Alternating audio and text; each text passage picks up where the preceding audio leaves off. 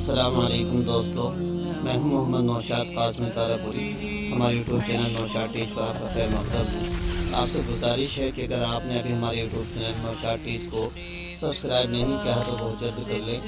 آج کی ویڈیو میں انشاءاللہ آپ سننے والے ہیں اور سیکھنے والے ہیں لفظ اللہ کلام کے پر اور باریک ہونے کا قاعدہ۔ آئیے سماعت کر لیتے ہیں۔ بسم اللہ الرحمن الرحیم۔ بہت سارے بچے اگر ان پہچانوں کو نہ سمجھ سکیں تو لام جیسے ما واللہم کا لام اس کو پر کر دیتے ہیں۔ ان کے ذہن میں یہ رہتا ہے کہ یہ تو ملا جلا کلمہ ہے، سبحانک اللہم کی جگہ سے رسول من اللہ سیقول السفہاء من الناس ما واللہم کا ما واللہم پڑھ دیتے ہیں۔ تو اس لیے بچوں کو اس کی شناخت خوب کرا دیں۔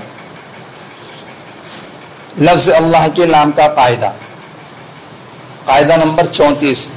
لفظ اللہ کے لام کے پر ہونے کا یہ قاعدہ ہے کہ جب لفظ اللہ کے لام کے ساتھ زبر یا پیش والا حرف ملے تو یہ لام پر پڑھا جائے گا، جیسے اراد اللہ، رفعہ اللہ وغیرہ۔ قاعدہ نمبر 35۔ لفظ اللہ کے لام کے باریک ہونے کا یہ قاعدہ ہے کہ جب لفظ اللہ کے لام کے ساتھ زیر والا حرف ملے تو یہ لام باریک پڑھا جائے گا، جیسے اعوذ باللہ، بسم اللہ وغیرہ۔ نوٹ: لفظ اللہ کے لام کے علاوہ باقی تمام لام ہر حال میں باریک ہی ہوں گے، جیسے ما واللہم، یلعنہم اللاعنون کا لام بھی باریک ہی ہوگا کیونکہ یہ لفظ اللہ کا نام نہیں ہے۔